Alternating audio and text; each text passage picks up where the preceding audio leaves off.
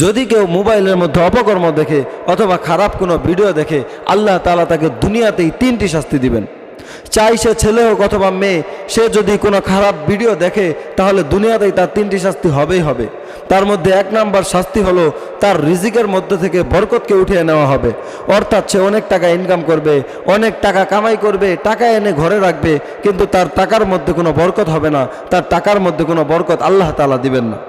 আর 2 number যে শাস্তিটি হবে সেটি হলো তার মনের মধ্যে মানসিক কোনো শান্তি থাকবে না। সে অনেক শান্তি পাওয়ার জন্য অনেক কিছু করবে, কিন্তু তার মনের মধ্যে কোনো শান্তি হবে না।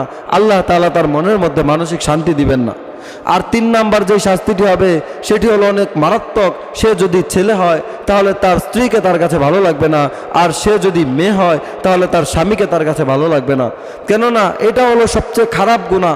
কেউ যদি মোবাইলের মধ্যে খারাপ ভিডিও দেখে, মোবাইলের মধ্যে অপকর্ম দেখে, তাহলে তার মাথা এতভাবে নষ্ট হয় যে সে আর কখনো তার স্বামীকে, তার স্ত্রীকে তার কাছে ভালো লাগতে পারে না। তখন তার কাছে মনে হয় আমি যে অপকর্মের মধ্যে যাকে দেখেছি সে মনে হয় আমার স্বামীর চেয়ে বেশি সুন্দর, সে মনে হয় আমার স্ত্রীর চেয়ে বেশি সুন্দর। এই জন্য কেউ যদি মোবাইলের মধ্যে অপকর্ম দেখে তাহলে দুনিয়াতেই মারাত্মক এই 3টি শাস্তি হবেই হবে। বিশ্বাস না হলে আপনি আমার কথাগুলোকে মিলিয়ে নেবেন, আল্লাহ তাআলা দেখবেন যে আল্লাহ তাআলা এরকম শাস্তি দিয়েছেন কিনা।